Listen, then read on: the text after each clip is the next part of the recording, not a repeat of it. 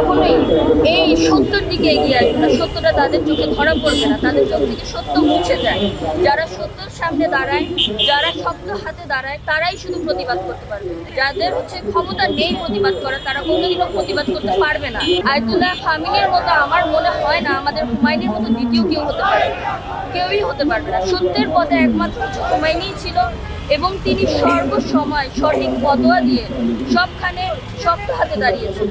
তিনি ইসলামকে বিধান শাস্ত্র, ফিকাহ শাস্ত্র এবং আমাদের আখলাক, চরিত্র, একটা মানুষের সাথে মানুষের কেমন ব্যবহার করতে হয়, একটা মুসলিম হয়ে আমি একজন নন মুসলিমের সাথে কেমন ব্যবহার করব, যে মুসলিম না আমি তার পাশে কিভাবে দাঁড়াবো, তিনি সবকিছুই আমাদের শিখিয়েছেন। ইরানকে হারানো কখনোই সম্ভব না, কারণ ইরান হুসাইনি চেতনার অনুসারী, আমরা হুসাইনি চেতনার অনুসারী, তাই ইরানকে কখনোই হারানো সম্ভব না। ইরান অবশ্যই এই যুদ্ধে জয়ী হবে এবং আমেরিকা এবং ইসরায়েলকে হার মানাবে ইনশাআল্লাহ।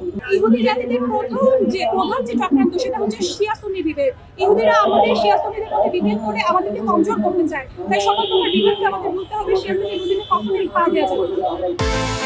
বিকাশ পেমেন্টে 10,000 টাকার বেশি অফার, শপিং চলছে তো। জাতিসংঘের উদ্দেশ্যে আমার আসলে বলার মতো তেমন কিছু নেই, কারণ আমাদের বাংলাদেশ হচ্ছে মুসলমান দেশ, 90% মুসলিম কান্ট্রি হচ্ছে আমাদের বাংলাদেশ। কারণ আর এই দেশের যদি সরকারই যদি না দাঁড়ায়, আমাদের জাতিসংঘই যদি আমাদের পাশে এখন না দাঁড়ায়, তাহলে এটার বেশ আমার কিছু বলার নেই।